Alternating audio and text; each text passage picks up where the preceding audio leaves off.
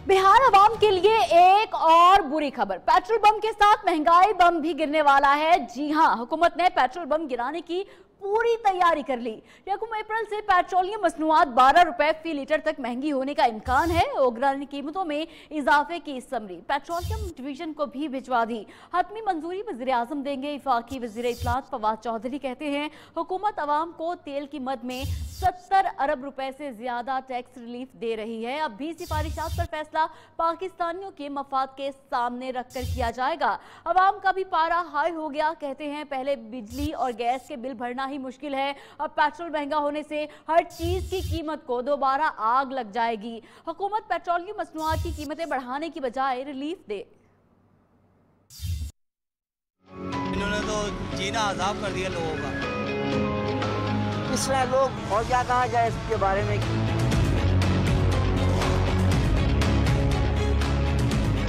परेशान हाल गरीब आवाम के लिए टेंशन ही टेंशन। हुकूमत ने एक बार फिर पेट्रोल बम गिराने की तैयारी पकड़ ली। आपने घबराना नहीं है। 1 अप्रैल से पेट्रोलियम मसनूआत 12 रुपए फी लीटर तक महंगी होने का इम्कान। जराये के मुताबिक ओगरा ने कीमतों में इजाफे की समरी पेट्रोलियम डिवीजन को अरसाल कर दी। आपने घबराना नहीं है।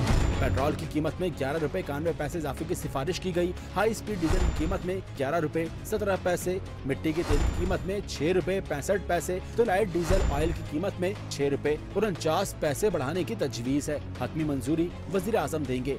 आपने घबराना नहीं है।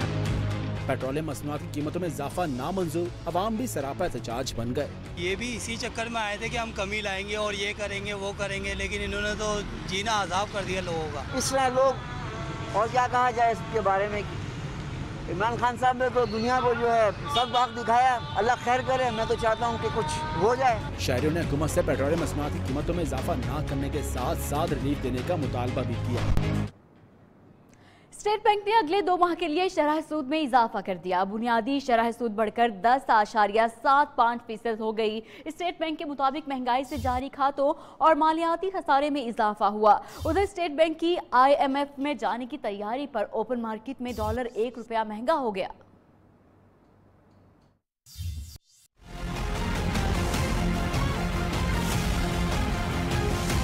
स्टेट बैंक ने आइंदा 2 माह के लिए मॉनेटरी पॉलिसी का ऐलान कर दिया। बुनियादी शरह सूद 10.75% हो गई। स्टेट बैंक के मुताबिक महंगाई में इजाफा हो रहा है। हुकूमत का मालियाती खसारा बुलंद सतह पर है। जारी खातों के खसारे में भी खातिर ख्वाह कमी नहीं हुई है। मरकजी बैंक के मुताबिक पायदार शरह नमू के लिए मजीद पॉलिसी इकदाम की जरूरत है। दूसरी जानिब स्टेट बैंक ने IMF में जाने की तैयारी करते हुए रुपए की कदर में कमी कर दी है। ओपन मार्केट में डॉलर 1 रुपया महंगा हो गया। डॉलर की कदर ओपन मार्केट में 142 रुपए 30 पैसे हो गई। राजा कामरान, न्यू न्यूज, कराची।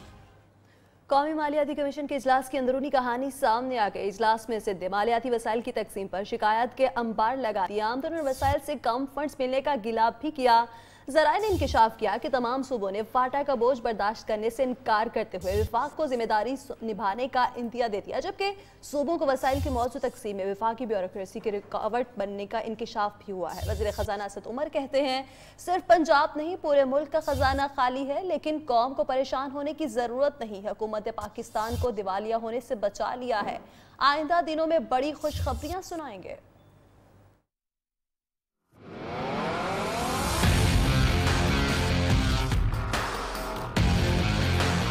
वफाकी वजीर खजाना असद उमर की जेर सदारत कौमी मालियाती अवार्ड का इजलास। असद उमर ने कहा नवी मालियाती कमीशन में सूबों का हिस्सा कम नहीं किया जाएगा। मालियाती कमीशन में रद्दो बदल की बातें सियासी हैं। साबिका हुकूमतों के दौर में भी टैक्स वसूली कम रही। अवाम दोस्त बजट के हवाले से हर किसी की अपनी तशरीह है। 25,000 रुपए की मुंतकली पर टैक्स की खबरें सफेद झूठ है। नॉन फाइलर पर भी टैक्स लगेगा। पिछले 6 माह के अंदर मैंने कम से कम 70 अरब रुपए का टैक्स का लॉस लिया है, इसीलिए कि पूरा जो बोझ है, जो आलमी मंडी में कीमतें बढ़ी हैं, उसको पूरा बोझ वहाँ पे न डाला जाए। कौमी मालियाती कमीशन के इजलास की अंदरूनी कहानी सामने आ गई। सिंध ने कौमी मालियाती वसाइल की तकसीम पर तहफ्फुज़ात का इजहार कर दिया। आमदन और वसाइल से कम फंड्स दिए जाने का शिकवा। ज़राए के मुताबिक सिंध हुकूमत ने मुतालबा किया है कि मरदमशुमारी के हवाले से वसाइल की तकसीम में कराची की अहमियत को सामने रखा जाए। तहरीक इंसाफ की हुकूमत सिंध हुकूमत के मालियाती शेयर में तफरीक न करे। आसिम मुसव्वर,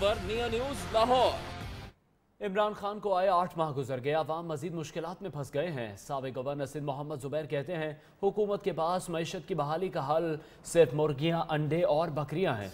शुरुआत ये है तो 5 साल पूरे होने पर क्या होगा।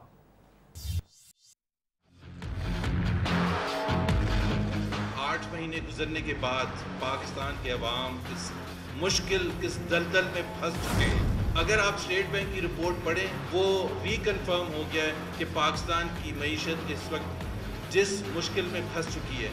तो पहले साल जो 20 लाख देनी थी उसके बदले 6 लाख जॉब्स लूज करेंगे। जब से पीटीआई की हुकूमत आई है और जब ये फिस्कल ईयर एंड होगा, 30 से 40 लाख पाकिस्तानी गुर्बत की लकीर से नीचे आएंगे।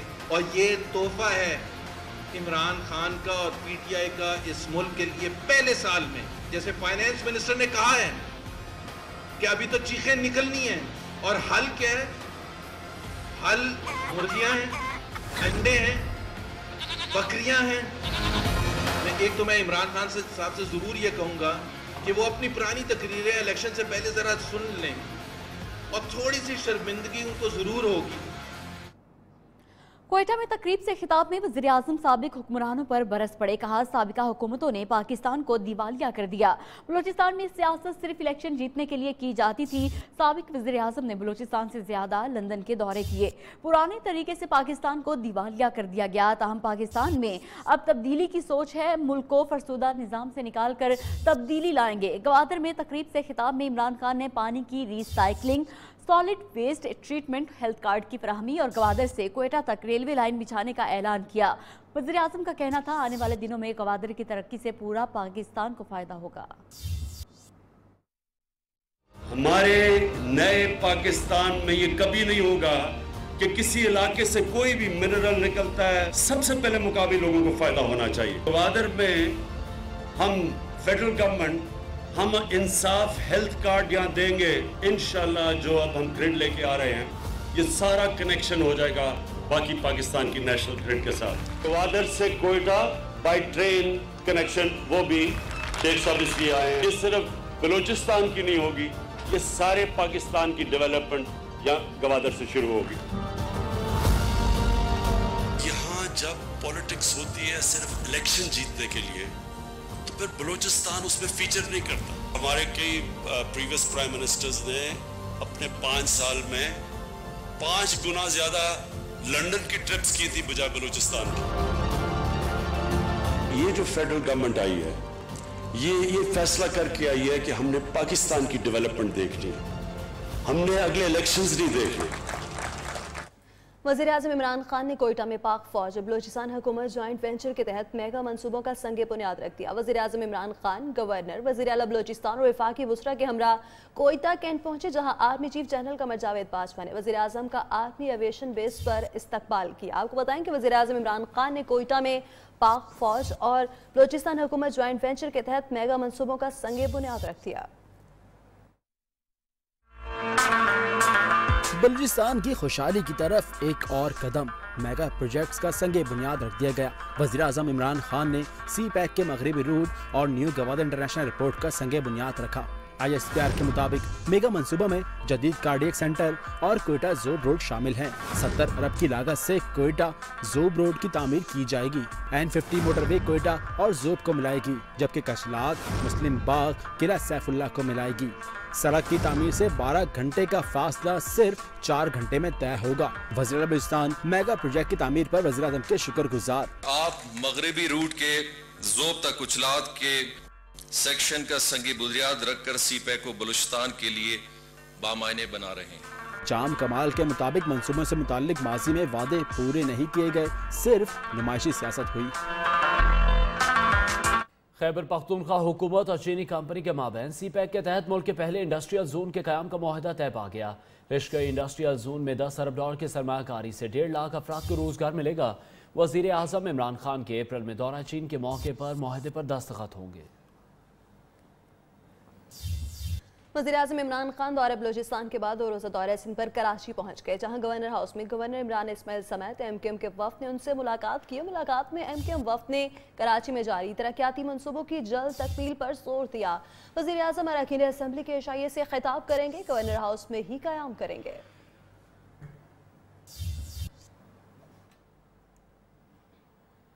और वफाकी काबीना में एक मरतबा फिर तौसीब। ब्रिगेडियर रिटायर्ड एजाज शाह को वफाकी वजीर बराए पार्लिमानी उमूर बना दिया गया। पीपल्स पार्टी ने नए वजीर को कड़ी तनकीद का निशाना बनाया है। रहनुमा पीपल्स पार्टी नफीसा शाह कहती हैं एजाज शाह पर बेनज़ीर भुट्टो को कत्ल करने का इल्ज़ाम है। वफाकी काबीना में एक मरतबा फिर तोसी। वफाकी वज़रा की तादाद 25 हो गई। ब्रिगेडियर रिटायर्ड एजाज शाह को वफाकी वजीर बनाने की समरी वजीर आजम ने सदर मुमलिकत को अरसाल की। सदर मुमलिकत की मंजूरी के बाद एजाज शाह वफाकी वजीर बराए पार्लिमानी अमूर बन गए। ब्रिगेडियर रिटायर्ड एजाज शाह 2004 से 2008 तक DGI भी रह चुके हैं। वो साबिक सदर परवेज मुशर्रफ के करीबी साथियों में से थे। पीपल्स पार्टी की एजाज शाह को वफाकी वजीर बनाने की शदीद मजम्मत। नफीसा शाह कहती हैं बेनज़ीर भुट्टो के कत्ल के मुलजिम को वजीर बना दिया गया। साबित हुआ परवेज मुशर्रफ और इमरान खान की काबीना में कोई फर्क नहीं। प्रोडक्शन टीम के साथ शहबाज अहमद, नियो न्यूज़, इस्लामाबाद। नून लीगी ताहियात कायद का तिब्बी मुआयना कराने का शेड्यूल तब्दील कर दिया गया। टेस्टों की रिपोर्ट आने के बाद ही इलाज के लिए आइंदा का लाहे अमल तय किया जाएगा। डॉक्टर्स ने नवाज शरीफ को आराम की हिदायत की है। साबिक वज़ीर आज़म ने फैमिली के हमरा वक्त गुजारा। नमाज जुम्मा उम्रा में ही अदा की। नवाज शरीफ ने वालिद अहलिया और भाई अब्बास शरीफ की कब्र पर फातिह खानी भी की। जाती उम्रा में कारकुनों की बड़ी तादाद में पहुंचकर अपने लीडर की जल्द सेहतयाबी के लिए दुआ भी की।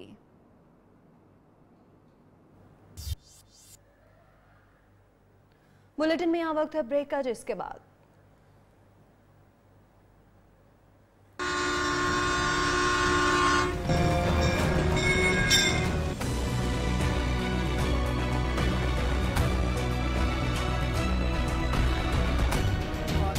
समझौते पर समझौता। Welcome back. खबरों के सिलसिले को मजीद आगे बढ़ाएंगे। आपको बताएं कि करतारपुर राहदारी खोलने के मामले में भारत फिर टाल मटोल से काम लेने लगा। 2 अप्रैल को होने वाले मुज़ाकरात को एतराज उठाकर मुलतवी कर दिया। भारतीय मीडिया के मुताबिक भारत चाहता है पाकिस्तान हफ्ते में 7 दिन राहदारी को खोले और सिखों के साथ साथ तमाम मज़ाहिब के लोगों को भी राहदारी इस्तेमाल करने की इजाज़त दी जाए।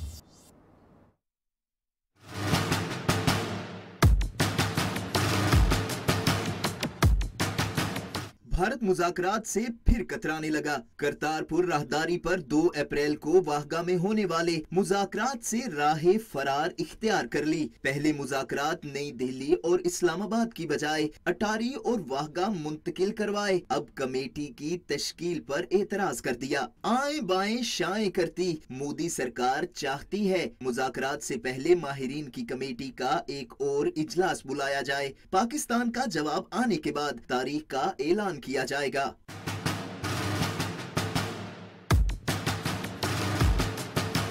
तर्जुमान दफ्तर खारजा डॉक्टर फैसल का कहना है मुज़ाकरात का मकसद ही हल तलब मसाइल को जेरे बहस लाना और हल तलाश करना था। आखिरी लम्हे पर पाकिस्तान से मशवरा किए बगैर मुज़ाकरात का इल्तवास समझ से बाहर है। भारतीय मीडिया के मुताबिक भारत ने रोजाना 5000 और खास त्योहारों पर 15000 सिख यात्रियों के पाकिस्तान आने की ख्वाहिश जाहिर कर दी, जबकि पाकिस्तान से करतारपुर राहदारी को सिर्फ सिख ही नहीं तमाम मज़ाहिब के लोगों को इस्तेमाल करने की इजाजत देने का मुतालबा कर दिया। साथ शर्त भी रखी, राहदारी को हफ्ते में 7 रोज खुला रखा जाए। सरदार शिराज, नियो न्यूज़, इस्लामाबाद।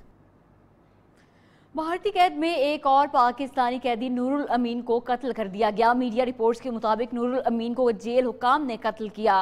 नूरुल अमीन को भारतीय बहरिया ने समंदरी हदूद की खिलाफ वर्जी पर 30 सितंबर 2017 को गिरफ्तार किया था। सजा खत्म होने के बावजूद भारतीय जेल में रखा गया। नूरुल अमीन का ताल्लुक कराची के इलाके कोरंगी से है। भारत ने समझौता एक्सप्रेस धमाके के जिम्मेदारों को बचा लिया। सुप्रीम कोर्ट ने 12 साल पुराने केस का फैसला सुना दिया। दम शवाहिद की बिना पर तकरीबी अनासिर बच निकले। भारत अदालत ने शवाहिद फराहम न करने पर नेशनल इन्वेस्टिगेशन एजेंसी को शदीद तनकीद का निशाना बनाया। 2007 को समझौता एक्सप्रेस धमाके में 43 पाकिस्तानियों समेत 68 अफराद हलाक हुए थे।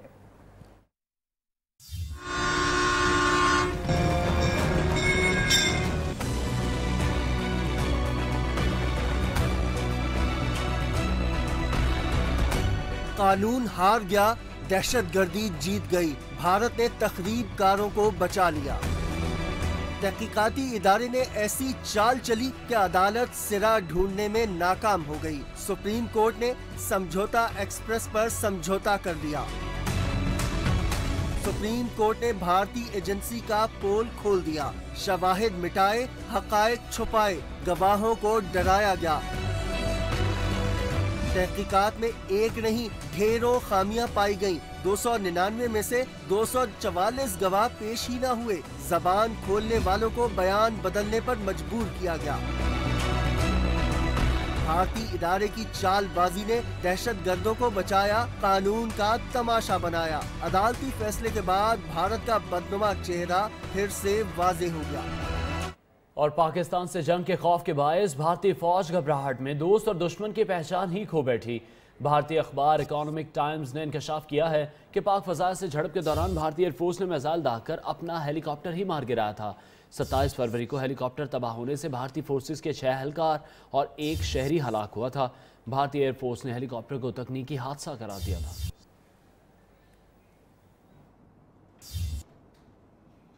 मकबूजा कश्मीर में भारतीय फौज की रियासती दहशतगर्दी जारी। काबिज भारतीय फौज ने जिला बदगाम में 2 कश्मीरियों को फायरिंग करके शहीद कर दिया। 24 घंटों में शहीद कश्मीरियों की तादाद 6 हो गई। दूसरी जानिब अमरीकी अखबार ने मकबूजा कश्मीर में काबिज भारत के मजालिम का पर्दा चाक कर दिया। अखबार लिखता है भारतीय मजालिम के खिलाफ मकबूजा कश्मीर के दानिश्वर भी हथियार उठाने पर मजबूर हैं।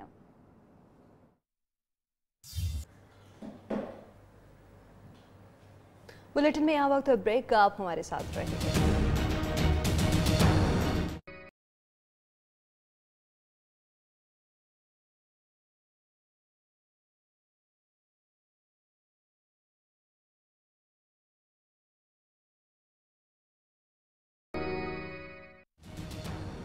और आपको बताएं कि क्राइस्ट चर्च में सानिया न्यूजीलैंड के शोहदा की याद में दुआया तकरीब मुनाकिद हुई। सानिया में शहीद 50 अफराद को खैराज अकीदत पेश किया गया।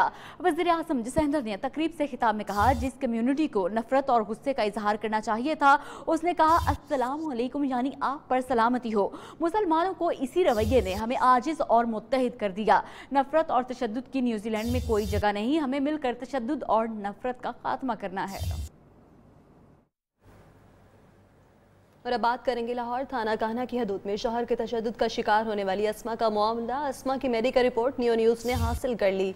खातून की उंगलियों पर खराश और सूजन के निशानात हैं, जबकि बाएं कान के सामने और गाल पर भी जख्म के निशानात हैं। दूसरी जानिब अस्मा के रक्स की मोबाइल वीडियो भी मंजर आम पर आ गई, जिसने खातून की जानिब से लगाए गए इल्जामात को बड़ी हद तक मशकूक कर दिया है। थाना कान्हा की हदूद में शौहर के तशद्दुद का शिकार होने वाली अस्मा का मामला है। अस्मा की मेडिकल रिपोर्ट नियो न्यूज़ ने हासिल कर ली है, जिसके मुताबिक खातून की उंगलियों पर खराश और सूजन के निशानात, जबकि बाएं कान के सामने और गाल पर भी जख्म के निशानात हैं। जबकि दूसरी जानिब अस्मा के रक्स की मोबाइल वीडियो भी मंजर आम पर आ गई।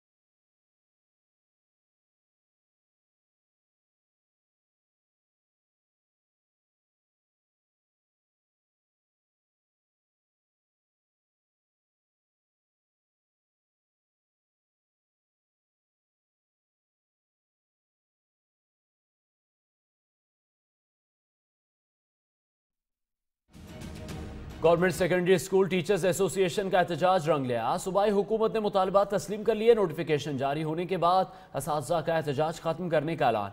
वज़ीर आला सिंध ने असातिज़ा पर तशद्दुद के मामले पर तहकीकात का हुक्म दे दिया। सूबाई वज़ीर तालीम सैयद सरदार शाह कराची प्रेस क्लब के बाहर एहतजाजी कैंप पहुंचे। असातिज़ा के साथ जो नारवा सलूक हुआ उस पर माजरत करते हैं। Government secondary school teachers association के मरकजी सदर अशरफ खास खेली ने एहतजाज खत्म करने का ऐलान किया। दूसरी जानिब वज़ीर आला सिंध ने कराची प्रेस क्लब के बाहर एहतजाज करने वाले असातिज़ा पर पुलिस के तशद्दुद का नोटिस लेकर तहकीकाती कमेटी कायम कर दी है। Brought to you by Lay's, हम सबका फेवरेट। और अब बात करेंगे गजर भर में बारिश और पहाड़ों पर बर्फबारी की वजह से सर्दी की शिद्दत में इजाफा। दर्जा हरारत भी बारिश की वजह से गिर गया है।